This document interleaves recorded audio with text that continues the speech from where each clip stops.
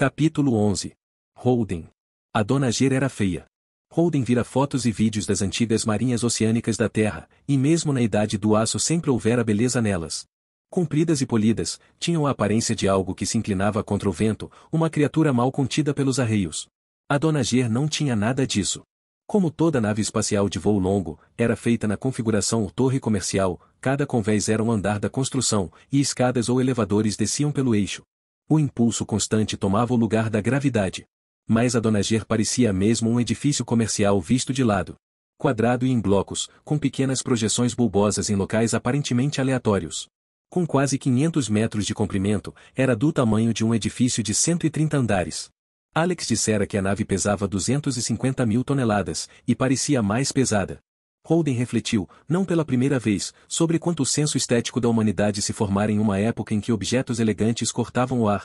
A Dona Ger nunca se moveria em nada mais denso do que gás intergaláctico, então curvas e ângulos eram um desperdício de espaço. O resultado era feio. Também era intimidadora. Holden a observava em seu assento ao lado de Alex na cabine do piloto da Cavaleiro enquanto a imensa nave de guerra emparelhava com eles, assomando-se cada vez mais perto. Ela pareceu parar sobre eles. Uma baía de encaixe se abriu, e da lateral escura e lisa da Dona Ger rompeu um quadrado de luz vermelha ofuscante.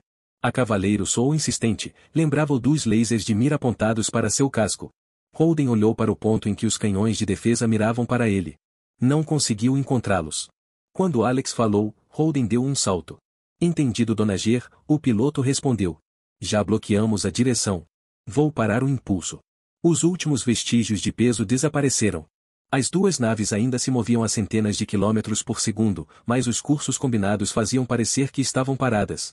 Temos permissão de encaixe, capitão. Deixo entrar? Parece tarde para uma fuga, Sr. Kamal, Holden comentou. Ele imaginou Alex cometendo um erro que a Dona Ger interpretasse como ameaça, e os canhões de defesa atirando algumas centenas de milhares de pedaços de aço revestidos de teflon na direção deles. Vá devagar, Alex, ele pediu. Dizem que uma dessas pode destruir um planeta, Naomi comentou pelo comunicador. Ela estava na área de operações, no convés de baixo. Qualquer um pode destruir um planeta da órbita, Holden respondeu. Não precisa nem de bombas. É só jogar bigornas pela câmara de descompressão. Aquela coisa lá fora poderia destruir, merda. Qualquer coisa. Minúsculos toques balançaram a tripulação quando os foguetes de manobra foram ligados. Holden sabia que Alex os estava controlando, mas não podia deixar de lado a sensação de que a Dona Ger os engolia. A acoplagem levou quase uma hora. Assim que a Cavaleiro estava dentro da baía, um braço manipulador imenso a agarrou e a colocou em uma seção vazia do convés. Braçadeiras prenderam a nave, a reverberação da batida metálica do casco da Cavaleiro fazia Holden se lembrar das travas magnéticas das celas de contenção. Os marcianos acionaram um tubo de acoplagem de uma parede, que encaixou na câmara de descompressão da Cavaleiro. Holden reuniu a tripulação na porta interna. Nada de armas, facas ou algo que possa parecer uma arma, ele avisou. Eles provavelmente não se importarão com terminais portáteis, mas mantenham-nos desligados só por precaução. Se pedirem, entreguem o terminal sem reclamar. Nossa sobrevivência pode depender de eles pensarem que somos muito complacentes. Sim, Amos respondeu. Os malditos mataram McDowell, mas nós temos que nos comportar. Alex começou a falar, mas Holden o interrompeu. Alex, você fez 20 voos com a MRPM. Há algo mais que devemos saber? Reitero suas palavras, chefe, Alex disse. Sim, senhor, não, senhor, e obedecer imediatamente quando derem uma ordem. Os caras alistados serão bacanas, mas os oficiais tiveram um senso de humor arrancado deles no treinamento. Holden olhou para sua tripulação minúscula, esperando não os ter matado ao trazê-los ali. Abriu a trava, e eles escorregaram pelo tubo de acoplamento curto em gravidade zero. Quando alcançaram a câmara de descompressão na ponta, compósitos cinza planos e imaculadamente limpos, todos se empurraram para o chão. As botas magnéticas os seguraram. A câmara de descompressão se fechou e assobiou por vários segundos antes de abrir para uma sala maior, com cerca de uma dúzia de pessoas à espera deles. Holden reconheceu a capitã Teresa Yao. Havia vários outros em uniformes de oficiais da Marinha, integrantes da equipe dela, um homem fardado, com um olhar de impaciência velada, e 6 fuzileiros navais em armadura de combate pesado, carregando armas de assalto. Os fuzis estavam apontados para ele, então Holden ergueu as mãos. Não estamos armados, disse, sorrindo e tentando parecer inofensivo. Os fuzis não se moveram, mas a capitã Yao deu um passo à frente. Bem-vindos a bordo da Dona Ger, ela disse. Chefe, reviste-os. O homem fardado seguiu na direção deles e com rapidez e profissionalismo os apalpou de cima a baixo. Fez um sinal de positivo com o polegar para um dos fuzileiros. Os fuzis abaixaram, e Holden se esforçou muito para não suspirar de alívio. E agora, capitã? Holden perguntou, mantendo a voz despreocupada. Yao analisou Holden criticamente por vários segundos antes de responder. Seu cabelo estava bem preso atrás, uns poucos fios brancos formavam linhas retas. Ao vivo, ele podia ver a suavidade da idade na mandíbula dela e no canto dos olhos. Sua expressão pétrea tinha a mesma arrogância partilhada por todos os capitães navais que ele conhecia. Ele se perguntava o que ela via ao olhar para ele. Resistiu à vontade de arrumar seu cabelo oleoso. O chefe Gunderson os acompanhará até seus aposentos e os deixar acomodados, ela respondeu. Alguém em breve os encontrará para recolher informações. O chefe Gunderson começou a levá-los da sala quando Yao falou de novo, a voz dura de repente. Senhor Holden, se sabe qualquer coisa sobre as 6 naves que estão seguindo vocês, fale agora, ela disse. Demos 2 horas de prazo para que mudassem de curso há cerca de 1 hora. Até agora não mudaram. Em 1 hora, ordenarei que lancem torpedos. Se são seus amigos, você pode poupar-lhes muita dor. Holden negou enfático com a cabeça. Tudo o que sei é que saíram do cinturão quando você começou a vir ao nosso encontro, capitã, Holden falou. Não falaram conosco. Nosso palpite é que são cidadãos preocupados do cinturão, que vieram observar os acontecimentos. Yao assentiu. Se achava a ideia de testemunhas desconcertante, não demonstrou. Leve-os para baixo, chefe, ela disse e deu meia volta. O chefe Gunderson deu um assobio suave e apontou para uma de 2 portas. A tripulação de Holden o seguiu, os fuzileiros logo na retaguarda. Conforme se moviam pela Dona Ger, Holden pela primeira vez olhava de perto uma nave marciana. Ele nunca servira em uma nave de guerra na Marinha das Nações Unidas, e colocar o pé nelas talvez umas 3 vezes em 7 anos, sempre em dock e em geral para uma festa. Cada centímetro da Dona Ger era apenas um pouco mais acentuado do que qualquer embarcação das Nações Unidas em que ele servira. Marte realmente constrói essas naves melhor do que nós. Maldição imediato, eles mantêm mesmo essa merda completamente limpa, Amos disse atrás dele. A maior parte da tripulação não tem muito o que fazer em uma viagem longa, Amos, Alex explicou. Então, quando você não está fazendo nada, você limpa. Vê, é por isso que trabalho em rebocadores, Amos comentou. Entre limpar com vezes ou ficar bêbado e fuder, já tenho minha preferência. Enquanto seguiam por um labirinto de corredores, a nave começou uma leve vibração, e a gravidade aos poucos reapareceu. Estavam sob impulso. Holden usou os calcanhares para tocar os controles deslizantes da bota, desligando a força magnética. Não viram quase ninguém, e os poucos que apareceram moviam-se rápido e falavam pouco, mal olhavam para eles. Com 6 naves aproximando-se deles, todos deviam estar em seus postos. Quando a capitã Yao disse que dispararia torpedos em 1 hora, não havia um traço de ameaça em sua voz. Era só a constatação de um fato. Para a maioria dos jovens marinheiros na nave, seria talvez a primeira vez que estariam em uma situação de combate real, se chegasse a tanto. Holden não acreditava que chegaria. Ele se perguntava o que fazer com o fato de que Yao estava preparada para destruir um punhado de naves do cinturão só porque estavam voando em silêncio e nas proximidades. Sugeria que não hesitariam em destruir um rebocador de água, como a quente, se achassem que havia motivo para tanto. Gunderson os fez parar diante de uma escotilha com o Q-17 pintada nela. Passou um cartão pela trava e gesticulou para que todos entrassem. Melhor do que eu esperava, Shed comentou, parecendo impressionado. O compartimento era grande para os padrões da nave. Tinha 6 assentos de alta gravidade e uma mesa pequena com 4 cadeiras presas ao convés com pés magnéticos. Uma porta aberta em um anteparo mostrava um pequeno compartimento com vaso sanitário e pia. Gunderson e o tenente dos fuzileiros navais seguiram a tripulação para dentro. Esta é a cabine de vocês no momento, o chefe falou. Há um painel de comunicação na parede. 2 membros da equipe do tenente Kelly estarão de guarda do lado de fora. Chame-os, e eles providenciarão qualquer coisa de que precisarem. Que tal um pouco de comida? Amos perguntou. Mandaremos alguma coisa. Vocês devem permanecer aqui até serem chamados, Gunderson explicou. Tenente Kelly, tem algo a acrescentar, senhor? O tenente dos fuzileiros olhou-os. Os homens lá fora estão ali para sua proteção, mas reagirão de forma desagradável se vocês causarem problemas, disse. Ouviram? Em alto e bom som, tenente, Holden falou. Não se preocupe. Meu pessoal será o grupo de convidados mais fácil de lidar que já tiveram. Kelly assentiu para Holden com o que parecia gratidão genuína. Era um profissional cumprindo uma tarefa desagradável. Holden simpatizou com ele. Além disso, conhecia fuzileiros o suficiente para saber quão desagradável seria se eles se sentissem desafiados. Gunderson disse. Pode levar o Sr. Holden até o compromisso dele, tenente? Eu gostaria de deixar essas pessoas acomodadas. Kelly assentiu e segurou o cotovelo de Holden. Venha comigo, senhor, ele disse. Aonde vou, tenente? O tenente Lopes pediu para vê-lo assim que chegasse. Vou levá-lo até ele. Shed olhou de maneira nervosa do fuzileiro para Holden e então de novo para o fuzileiro. Naomi assentiu. Todos se viriam novamente, Holden disse para si mesmo. Até pensou que talvez fosse verdade. Kelly levou Holden em um passo apressado pela nave. O rifle não estava mais pronto, mas pendia solto em seu ombro. Ou ele decidirá que Holden não causaria problemas, ou que poderia dominá-lo com facilidade se causasse. Posso perguntar quem é o Tenente Lopes? É o cara que pediu para ver você, Kelly respondeu. Kelly parou diante de uma porta lisa cinzenta, bateu uma vez e levou Holden para dentro de um compartimento pequeno com uma mesa e duas cadeiras de aparência desconfortável. Um homem de cabelo escuro mexia em um gravador. Acenou vagamente com uma mão na direção de uma cadeira. Holden se sentou. A cadeira era ainda menos confortável do que parecia.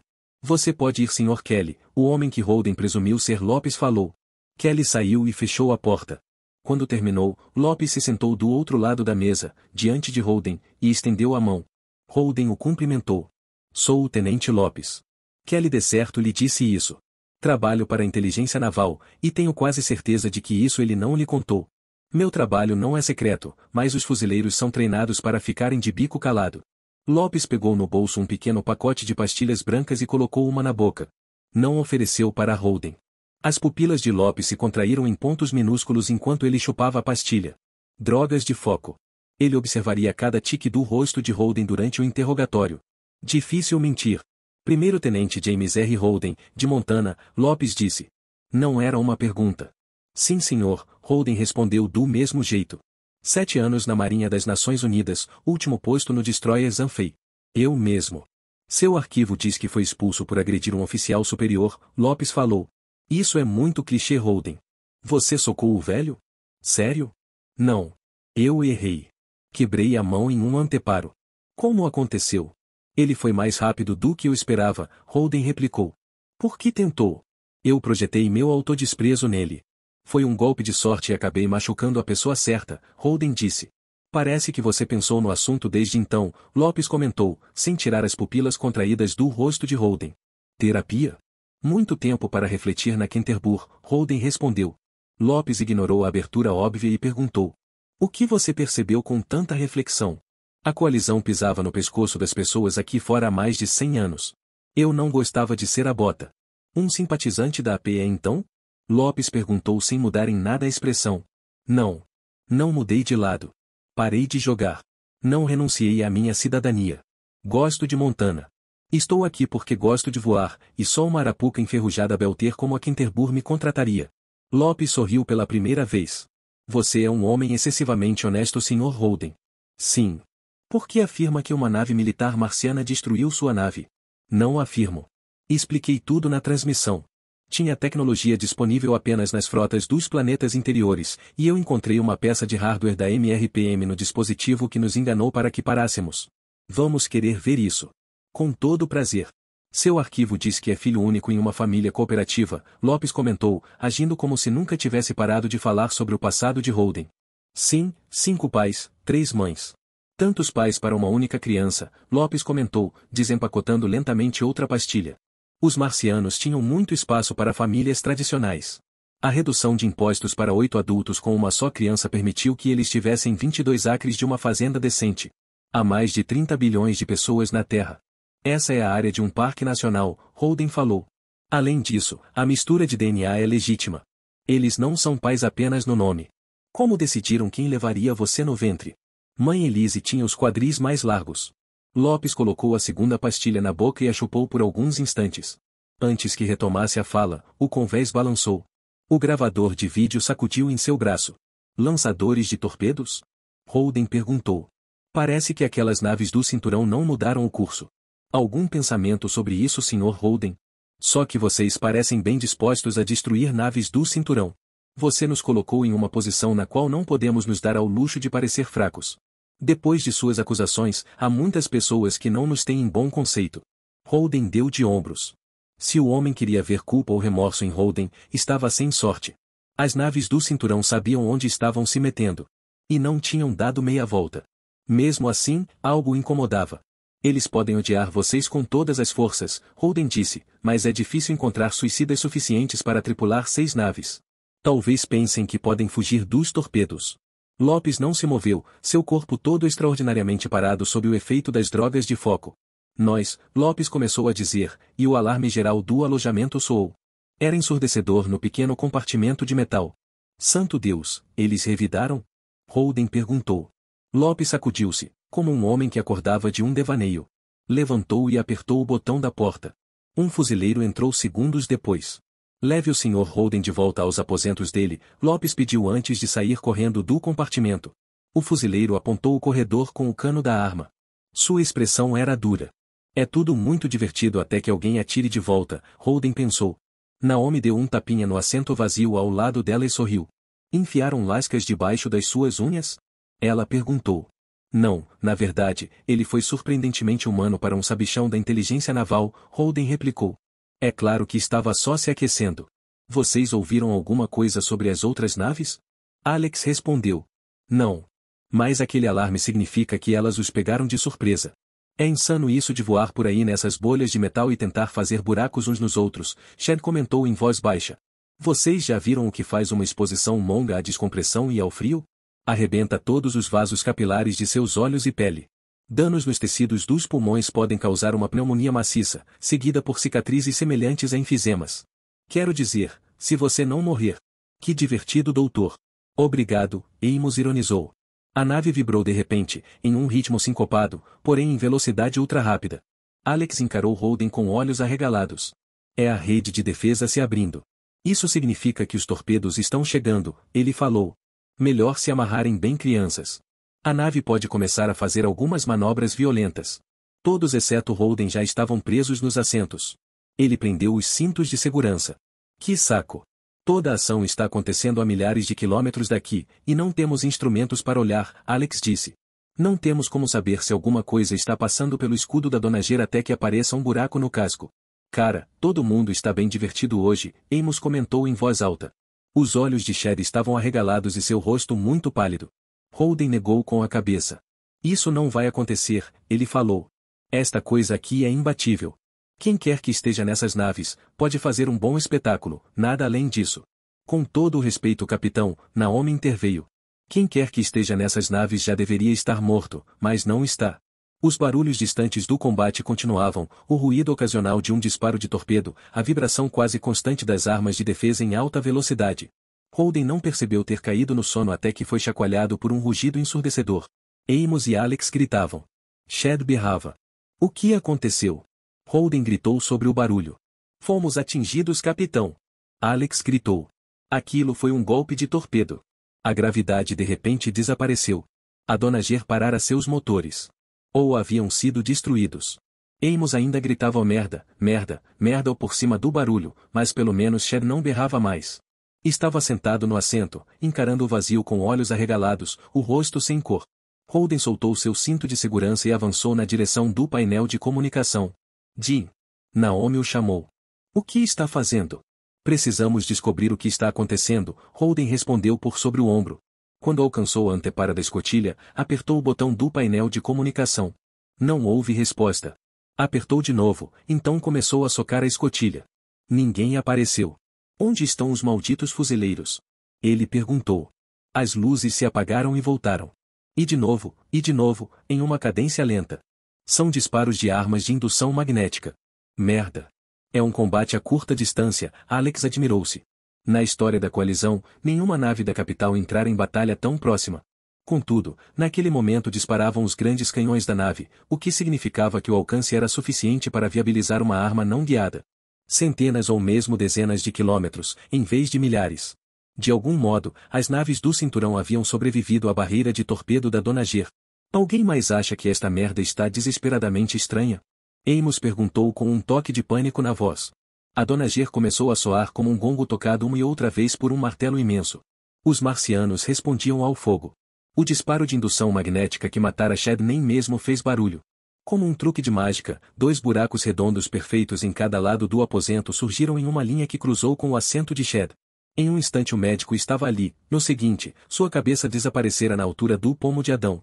O sangue arterial jorrou em uma nuvem vermelha, saltou em duas linhas finas que rodopiaram até os buracos na parede enquanto o ar escapava.